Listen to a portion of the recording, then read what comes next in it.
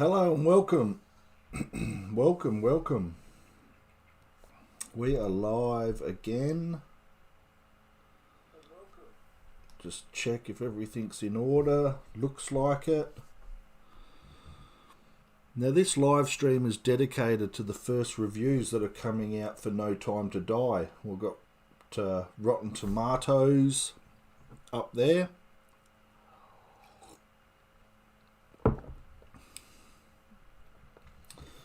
These are the streaming movies,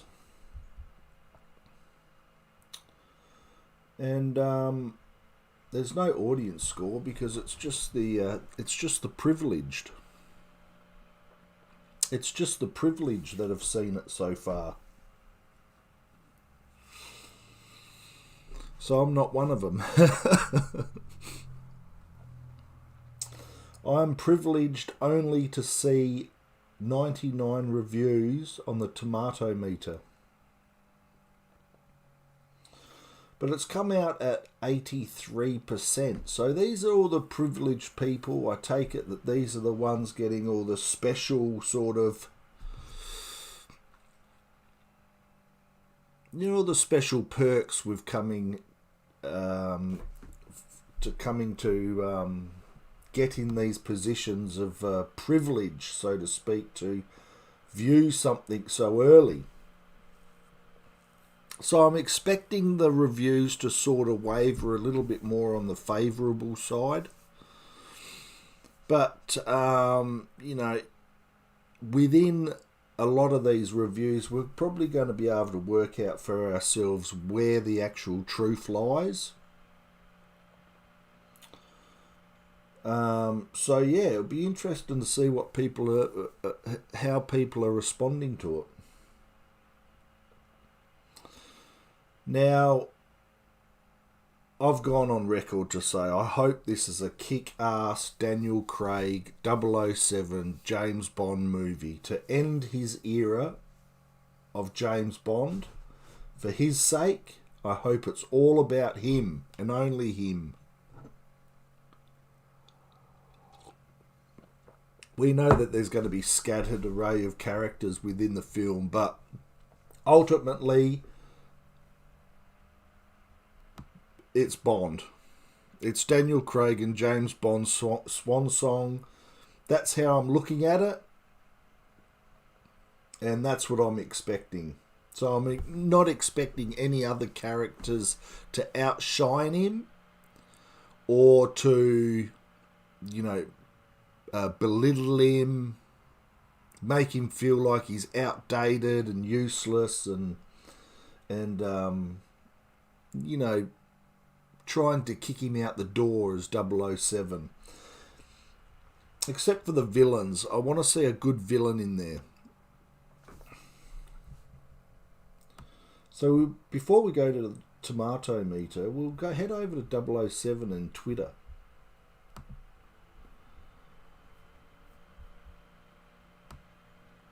Now, I just hashtagged... What did I hashtag? No Time to Die. So we'll go to 007.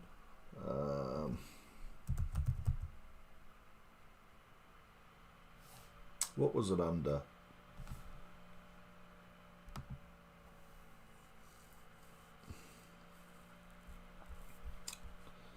James Bond, this one here. The wait is over. It's finally out. Geez, I love the James Bond franchise.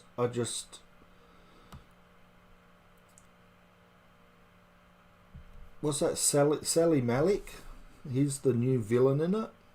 He's a good actor. I like him. They had the red carpet over in England the other night, 2 nights ago. But geez, they've got some nice looking shots there. Nice locations for Bond.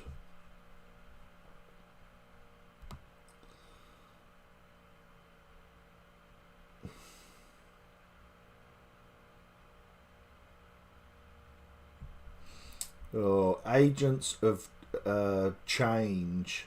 How Lasagna, Lee and Anna No Time to Die roles and co-writer Phoebe Waller-Bridge are pushing the 007 franchise to new heights. See, that scares the hell out of me.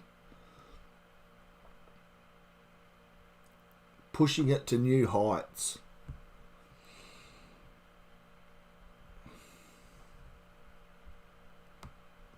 I don't understand that comment or that angle of reporting. Their Royal Highnesses, the Prince of Wales and Duchess of Cornwall, and their Royal Highnesses, the Duke and Duchess of Cambridge. Look at Kate Middleton. Isn't she such a glamorous woman?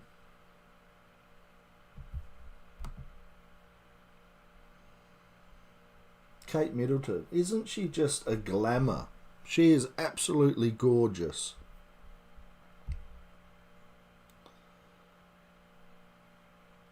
She lights up the room. Shout out to Kate. Just a little shout out to Kate. This is not a Kate appreciation thread,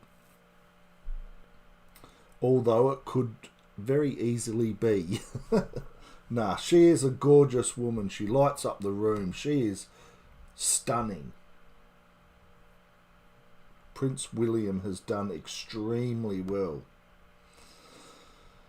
Now we've got the producers.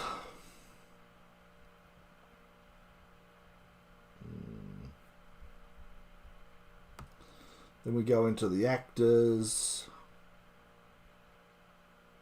Him and M was a big shift for me too. Well, not M as who's Q.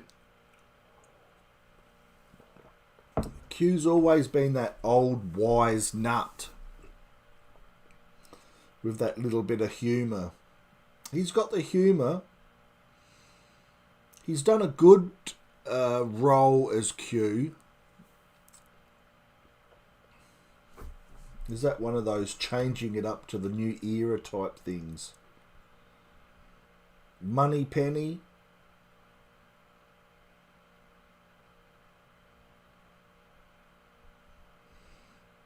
She's been trying to get with Bond forever. How about calling out that harassment? The composers. Oh, Judi Dench was there. I don't think she'd be in this movie, not unless it's a flashback. There's Phoebe Waller-Bridge. I'm worried. Anything she touches, I'm scared. I don't know if she's there to enhance anything, but only there to push agendas and cause conversation. Rami Malek. I'm looking forward to his take as the villain. He looks good. The shorts that I see him in the trailers and that, he looks the part. He's not an overly big character, but you don't have to be a big character to portray a decent villain on screen.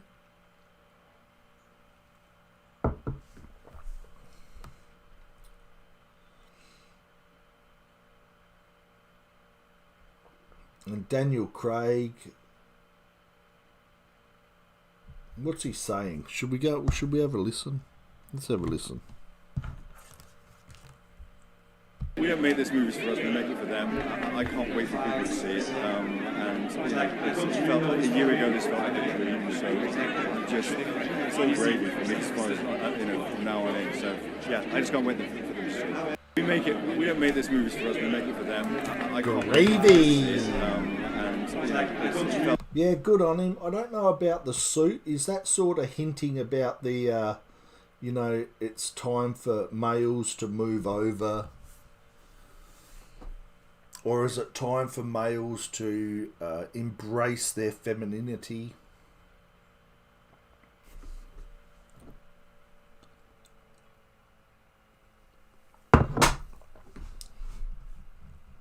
He does look quite suave, though, doesn't he?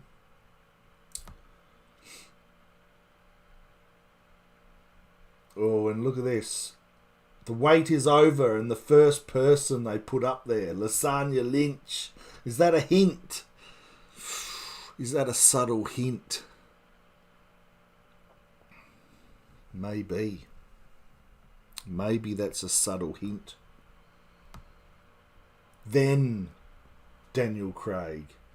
Lasagna Lynch. Then Daniel Craig. Is that a hint?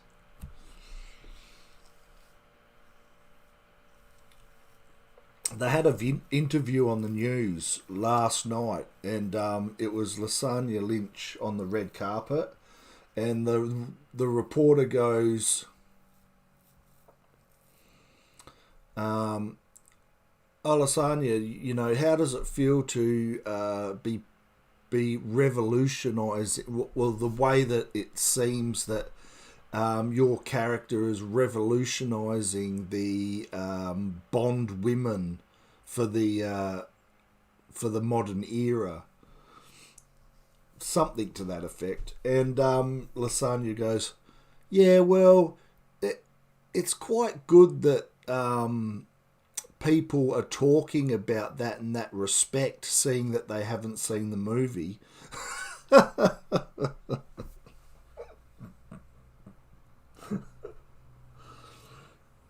Oh, I thought lasagna.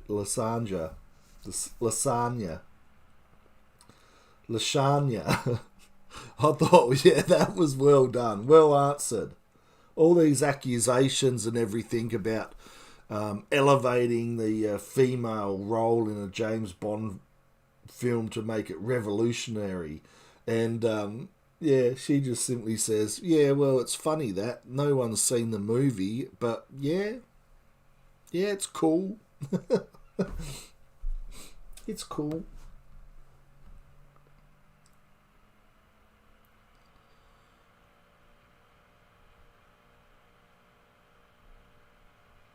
So there's always been a lot of women being in the Bond films, and there's been a lot of strong women as well. A lot of strong actresses, a lot of strong portrayals of decently, you know, strong and dependent women, no doubt. I don't know why they push all this feminist stuff into this. It's there. All you have to do is look. You can see a mountain of it. Strong women.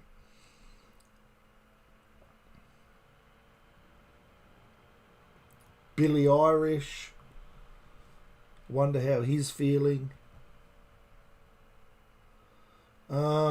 Yeah, so that's a little glimpse into the world. We've got a couple of short snippets here. Oh, even Land Rover. Land Rover has chucked an ad in.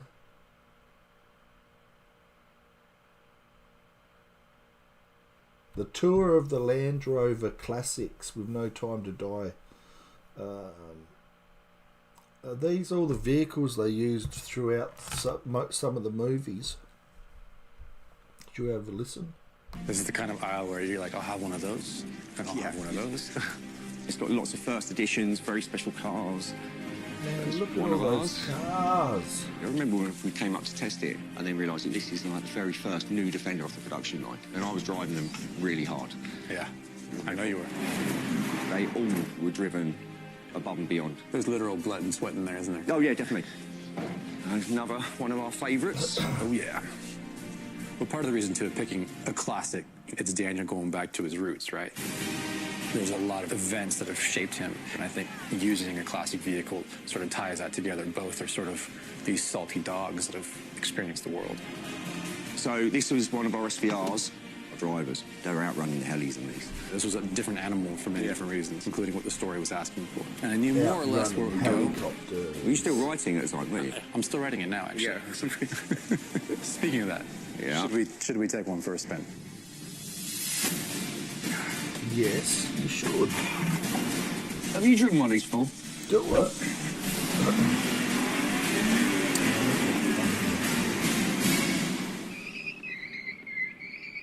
What happens if I press that button? Don't press the red button. touch the red button. Yeah, so that's a bit of the Twitter, James Bond's Twitter feed there.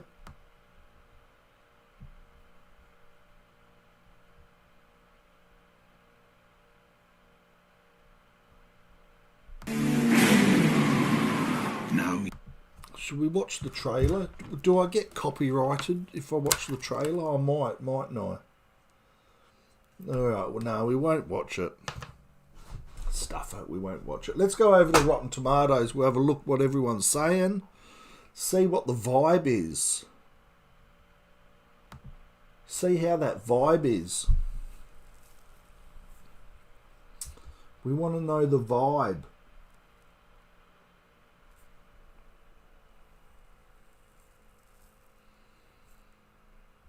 Critics' consensus. This isn't the slickest or most daring 007 adventures, but No Time to Die concludes Daniel Craig's franchise tenure in satisfying style.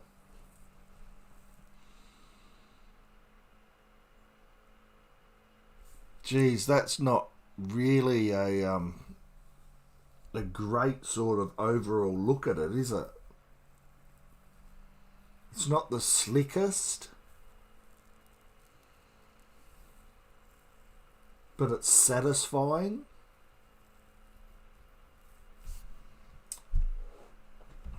It's like they're treading really softly with that. Treading really softly.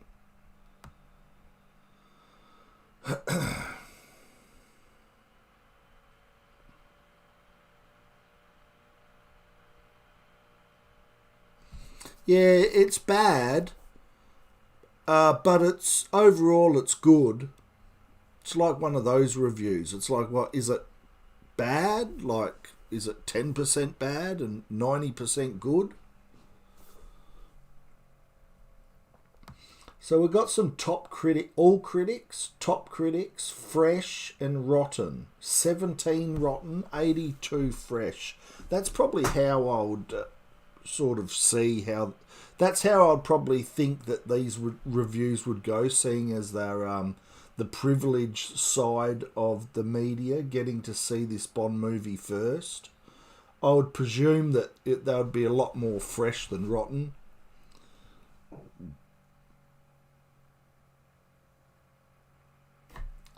So let's go to top critics.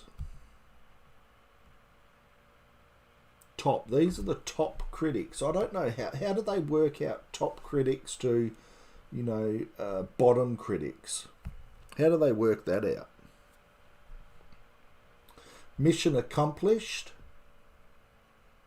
Doesn't really give too much. See full review. Ah, she's just spruiking her website article. Yeah, well, that's fair enough. She doesn't even put in any sort of effort.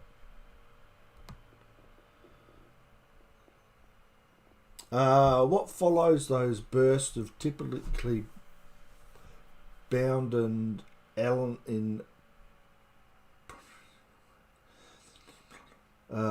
ponderously weighted, the thinless plotted, leave this somber serialization to other franchises and let 007 get back to business, which should ideally be a pleasure.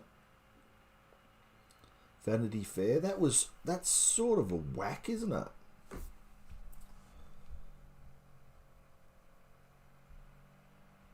He sort of jumbled it up with a lot of different sort of weird words in there. Like, okay. No Time to Die shows signs of emerging from an over deliberated markets. Man, why can't they just give out just decent reviews? Sensitized production process, much too protracted at 163 minutes. It delivers the set pieces without even trying to connect them with any urgency, almost like an anthology or remix. Yeah, what the hell are you saying?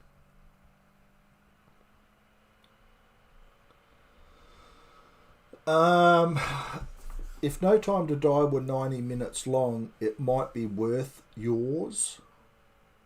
So that gentleman there from the New York Times is saying that it's too long. If it was 90 minutes, that's a fair whack. He's not happy with the length of it. Craig leaves the series in a mammoth 163-minute extravaganza that audience will be enjoying for decades.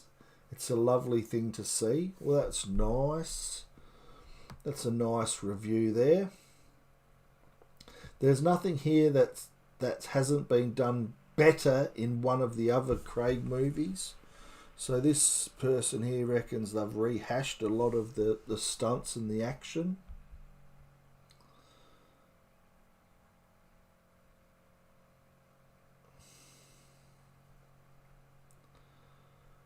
By whatever metric you measure a Bond movie, tight plotting, gnarly villains, emotional serenity, Craig's finally outing is a rip-roaring success. That's a fair review, isn't it?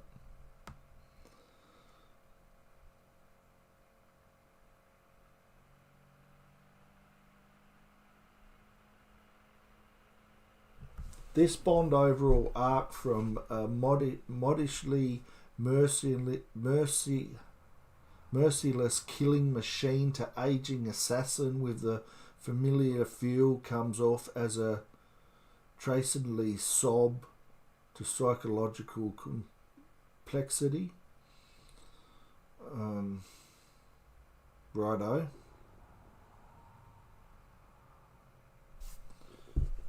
Tracely sob to physiologically complexity.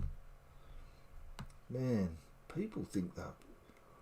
Let's go. These critics are off the planet, aren't they? Let's go to all audience, all critic. Let's go to all. We just want some salt of the earth people just to give us their honest opinion.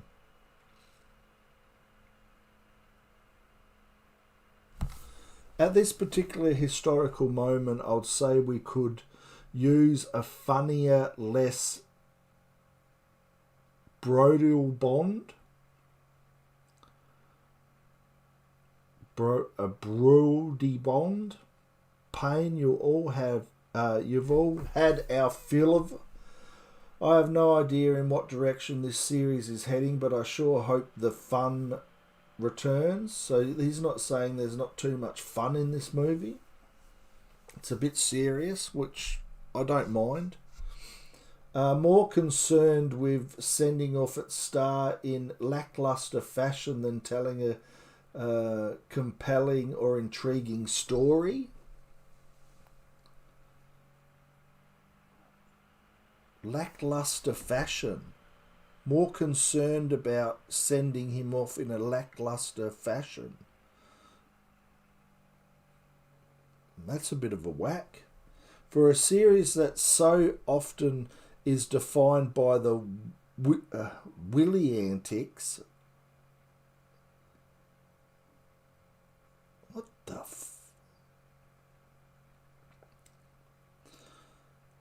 For a series that so often is defined by the willy antics of its antagonists, No Time to Die makes the gruesome mistake of saving the worst for last. Wow.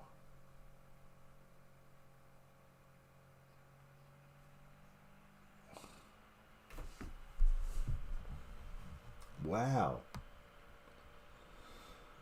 What follows those bursts of typically... Oh, I think I've said that one, didn't I?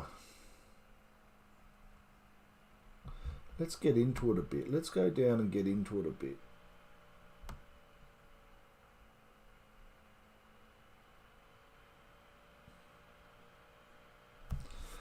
You can feel the film dragging its heels towards its destination. Nobody wanted to say their goodbyes to the franchise, and I'm generous enough and willing to grant them some leeway on the front because Daniel Craig's James Bond has earned it.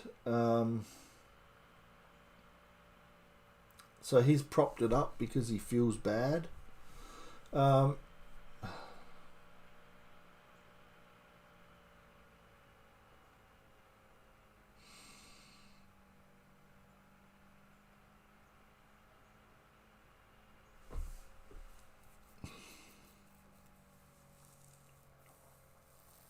Craig is having a blast with a script that adds nuance, some blatantly comical, some blatantly comical. The rest of the performers, especially the female ones, are freed from those mere exhilarating roles.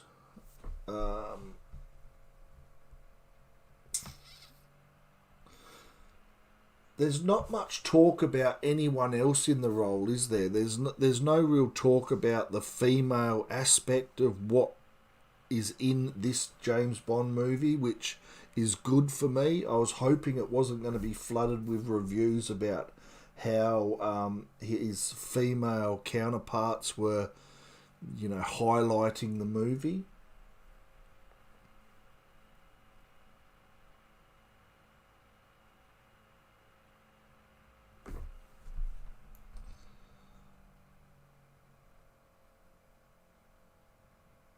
While Bond's never been the most complex of on-screen characters, past attempts at flashing him out in on Her Majesty's Secret Service and Craig's debut Casino Royale have been surpassed here. So that's a 3.5 out of 5. They're not really great reviews, are they? They're not really touching on anything specific. They're just sort of dancing around a bit. Yeah, it's good. I don't like the time of it. It's too long. It's it doesn't highlight him too much. The action scenes have been done before.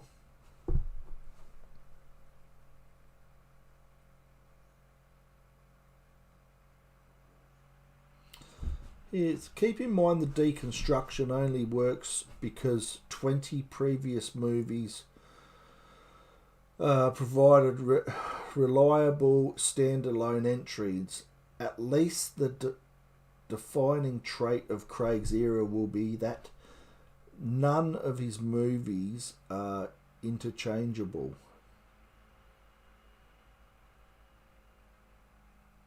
Yeah, they stand on their own. I can see his point, but why come out with that comment there?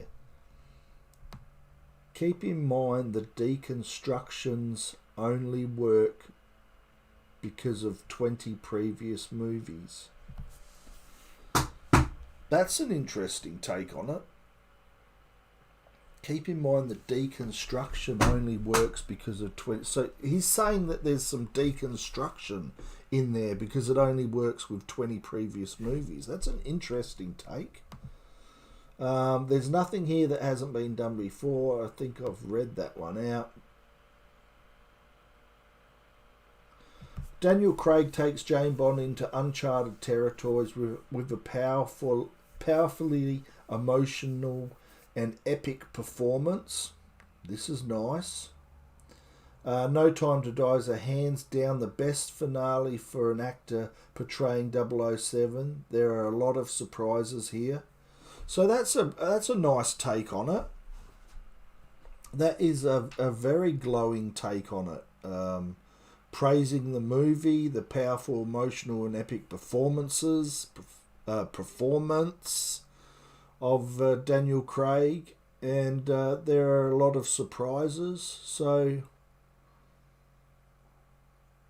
yeah, but it's taken this long into me reading these reviews to come up with something that is so damningly positive towards the film.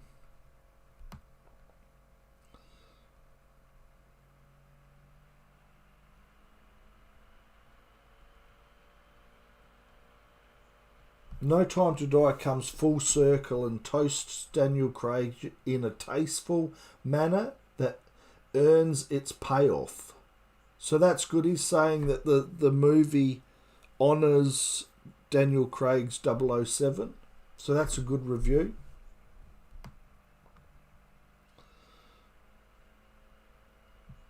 The kind of finale that suggests Daniel should have hung up his tuxedo and finished his last vodka martini immediately after Skyfall. Ouch. Ouch. That's not a good one, but he gives it 6.5 out of 10. So he gives it a favourable sort of score, but also whacks it.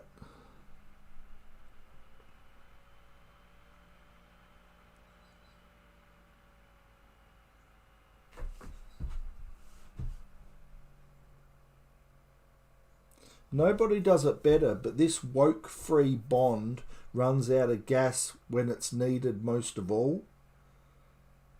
Wow. Woke-free. Nobody does it better, but this woke-free Bond runs out of gas. So he's saying it's... This guy's saying it's not woke. He's actually put the word woke. Doesn't try to reinvent the Bond wheel, but it also doesn't do enough to inject some fresh air into a franchise that's become a bit of a dated flat tire. Ouch. That's not a good review. He's given it 7 out of 10 though. Wow.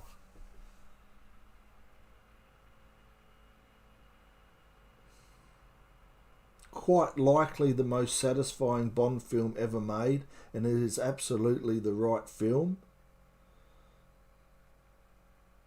Bond or otherwise for this moment in time.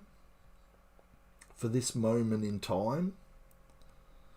I get worried when I hear stuff like that.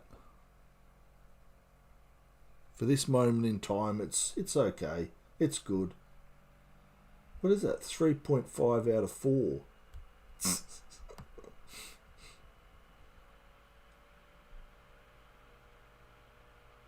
No Time to Die is a fitting swan song for Daniel Craig's James Bond era. Moody, action-packed, imperfect and surprisingly bold. A fitting... There's been a few reviews on here that have said that alluded to the fact that it was a fitting goodbye. So that's good. That's good to hear.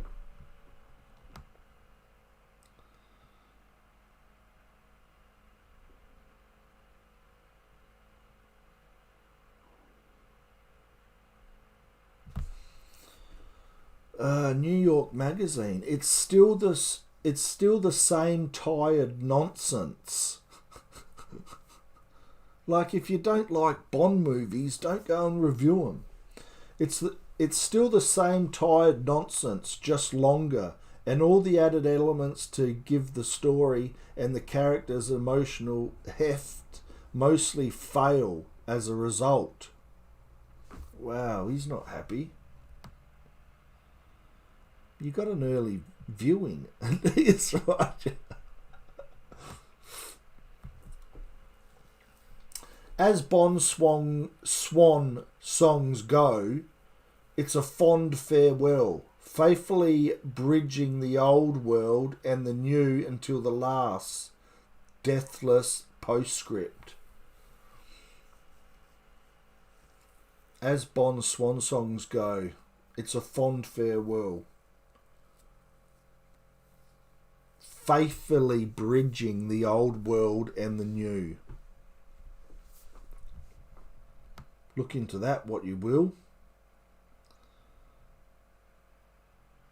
Even if the 2 3/4 hour running time is occasionally a slog, it ultimately delivers. Yeah, well, he's saying it's another person who's mentioning the length of it.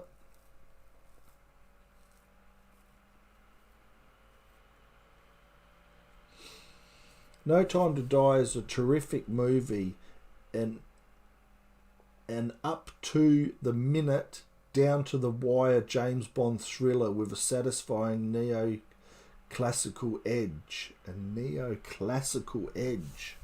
What the hell does that mean?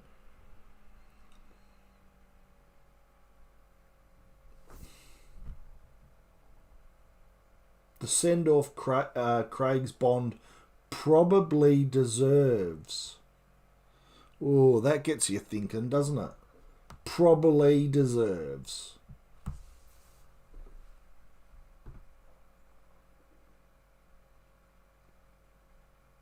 Probably deserves. I don't know. Does he think that Daniel Craig's portrayal of James Bond is bad? So this one's, probably deserves it because he's given it a 3 out of 5. That's an interesting take. With his 5th movie as 007, Craig is so extraordinary he leaves only scorched earth behind. There will be other Bonds for those who want them. For everyone else, there's Craig. That's an interesting take. With his 5th movie as 007, Craig is so extraordinary he leaves only scorched earth behind. Wow.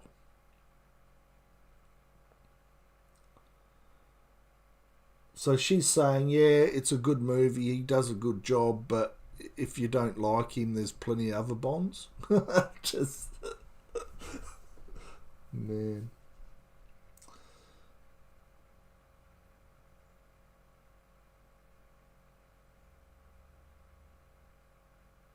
No Time to Die is forgettable in all the places that usually count. It's a Bond movie with little excitement or panache. Is forgettable. Wow, that's a whack. Gives it a C.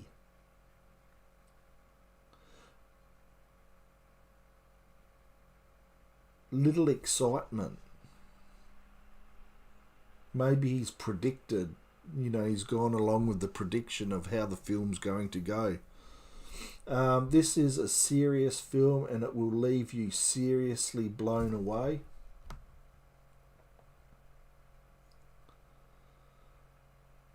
Along with a weak script and an underwhelming directing from Kari Fukunoga,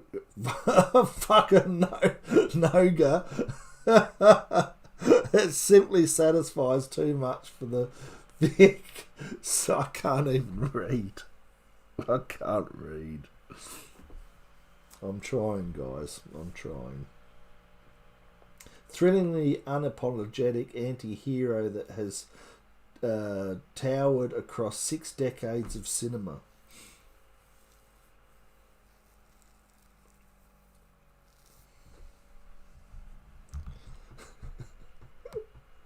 I'm gonna be. Craig might be done with Bond, but No Time to Die reminds audiences why they fell for him in the first place. Oh, that's a nice little take on it. So they're saying that, Daniel Craig's James Bond is there for everyone to see. People will get excited for it if you're a Daniel Craig fan.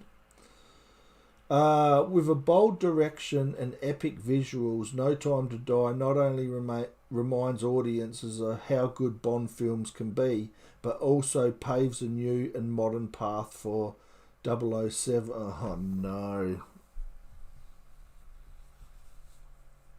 These are the sort of reviews that I was worried about. Now, I haven't seen too many of these from within this, so it makes me think it might be mildly injected into this film. But with a bold direction and epic visuals, No Time to Die not only reminds audiences of how good Bond films are,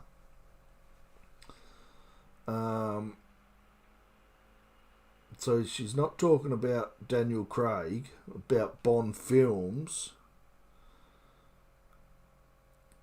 Can be done also paving a new and modern path for 007. Oh.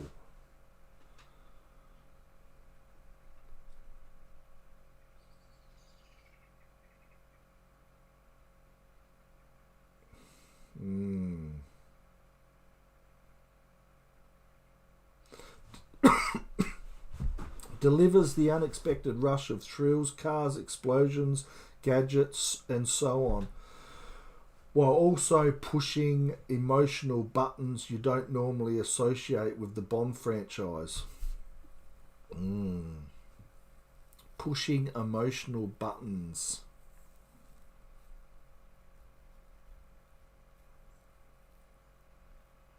Fukunaga directs with a real silk slickness.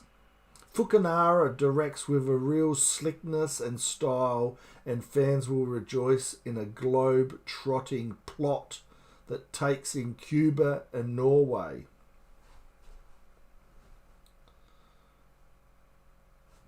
Bond movies have to try to be a lot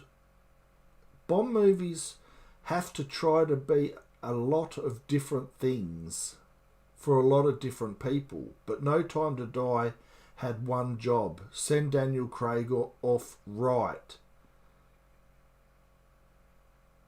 It sticks, that particular landing. Well, that's good. That's good. He's saying that Bond films are supposed to have a lot of stuff in there, but this one's supposed to just send off Daniel Craig and they stick the landing.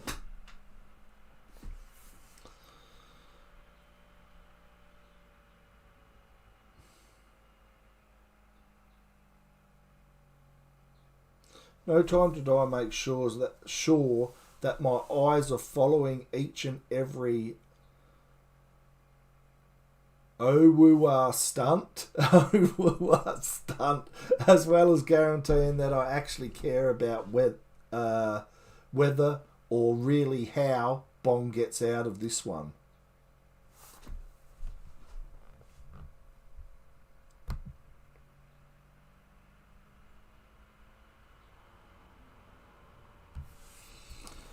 No Time to Die ends Daniel Craig's time as James Bond in an epic style. It's everything you want out of the 007, including a bit of an emotion. It's long, but it earns your time. That's fair. That's fair enough review, that one.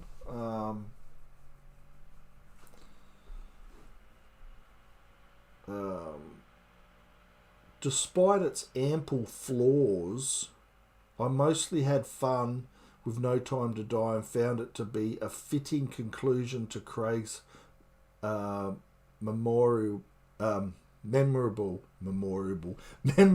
yet uneven tenor as Bond. Another good review. A lot of people are saying they've honoured Daniel Craig in his last outing as James Bond. There's no talk in here whatsoever ever about females taking over from James Bond or trying to deconstruct his character to lift up other characters on screen.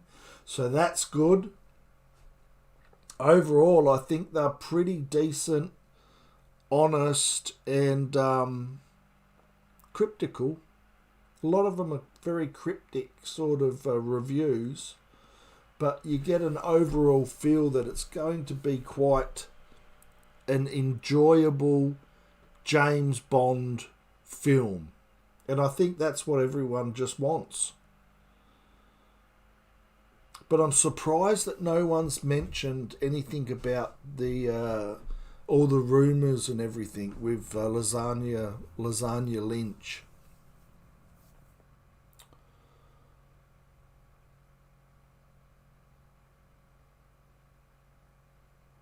Now here we go here. For those who have taken Daniel Craig's Bond as their concerns,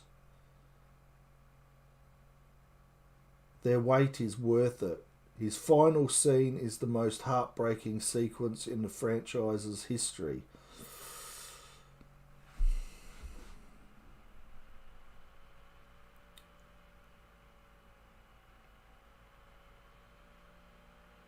Oh, look at this one for a hit. Queer horror movies.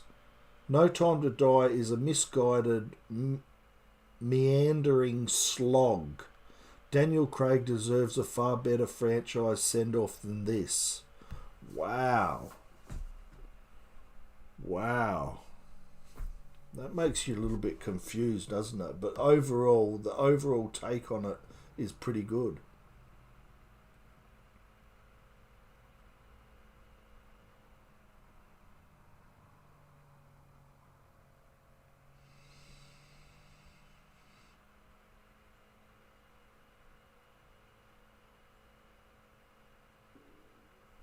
Polished and filled with life, the Daniel Craig era of Bond has never felt better. What a way to close his chapter.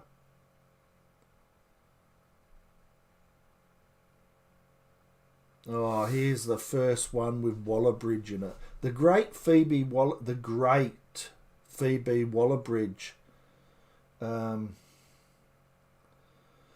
contributed to the screenplay. It's nice to think that the Fleabag creator might have come up with the funniest stuff. What? I reckon she's a simp for Waller-Bridge, just to chuck her in there. Yep, someone's simping for Waller-Bridge. An epic swan song for Daniel Craig as 007 reintroduces some honour and fun into the series. Some humour and fun into the series after too long of an absence. So they're saying there's probably a lot of humour in there. A lot of humour. Nobody did it better. Daniel Craig's fifth and final outing as Bond is repellent with fantastic action sequences and an emotional centre despite the final act being shaky. The final act being shaky. Someone else said the final act was just epic.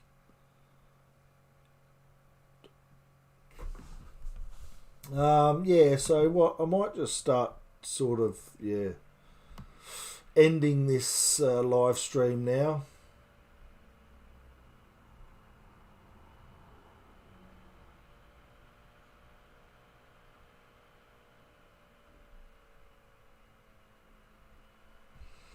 Well, we've actually got to the end of the reviews here.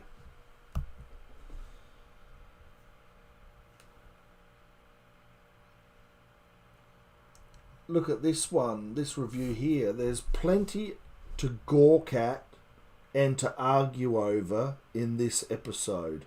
Yet No Time to Die is oddly lacking in pleasure or real wit.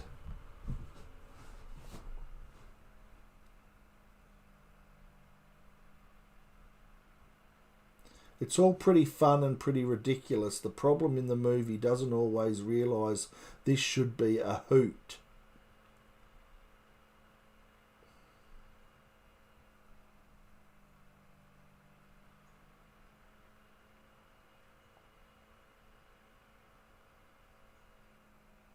No Time to Die feels like an organic evolution, a way to leave the winking sexism of old in the rear view mirror once and for all. 5 out of 5. Feels like an organic evolution. An organic evolution. A way to leave the winking sexism of old in the rear view mirror once and for all. Geez, doesn't that make the mind tick?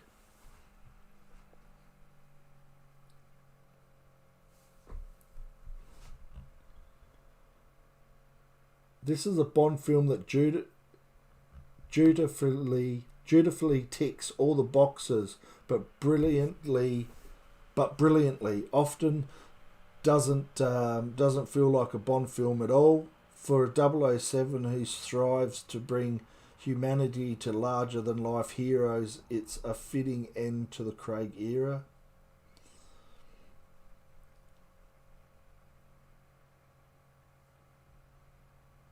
In this final turn as 007, Craig exits the franchise with a bang, as well as many crashes and several wallops. It's a good film that's been forced to rattle around in the Bond universe like a loose cog.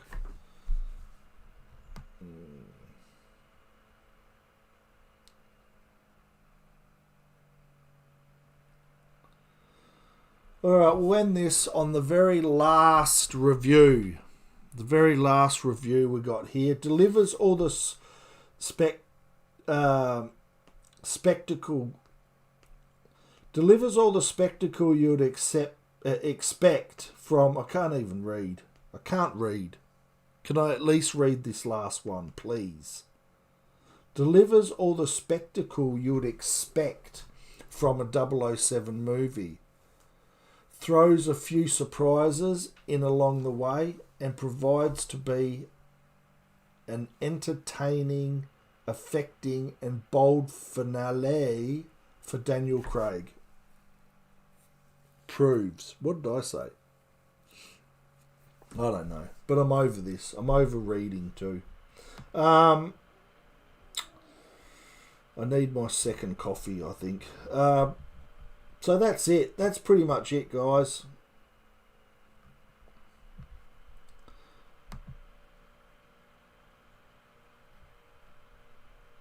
That is just a lot of the reviews coming out of this. My overall conclusion to the reviews that are starting to come out, I think it's going to live up to a Bond film. I don't see that there's going to be too much nonsense or too much misdirection in there. You're going to get explosions and the Bond action. Though I do feel like they'll be stringing it out in a lot of scenes within this movie. How they string those scenes out is going to be, for me, how much they can sort of keep my attention on the movie throughout the film.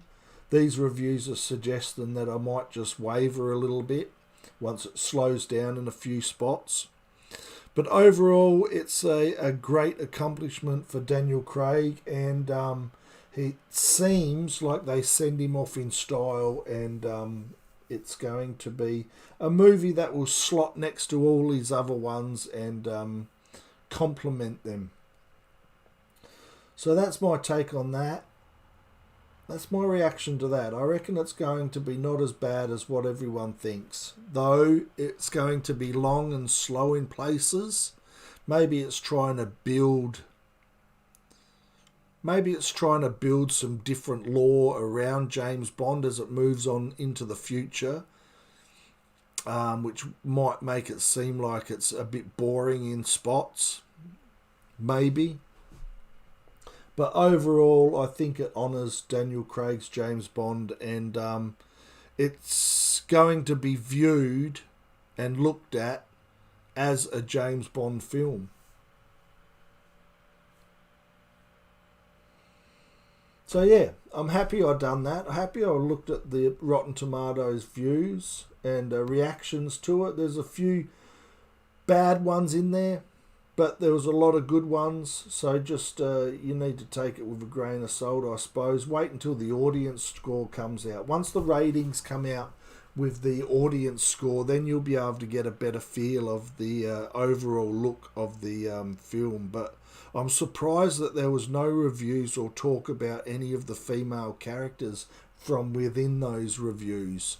That makes me wonder, because it was getting propped up as, you know, the new revolutionary, you know, seeing Bond going into the future with more strong and powerful women. And I don't see any of that in these reviews at all, and it makes me wonder. And I think that all the general audience would be probably a little bit more truthful when it comes to how they view it.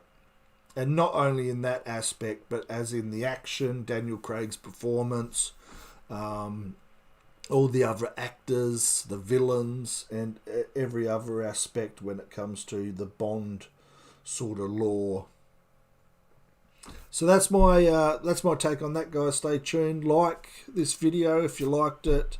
Help me out by subscribing to my YouTube channel, and I'll be uploading more videos fairly soon. So everyone take care, have a good day, enjoy yourselves, and bye for now.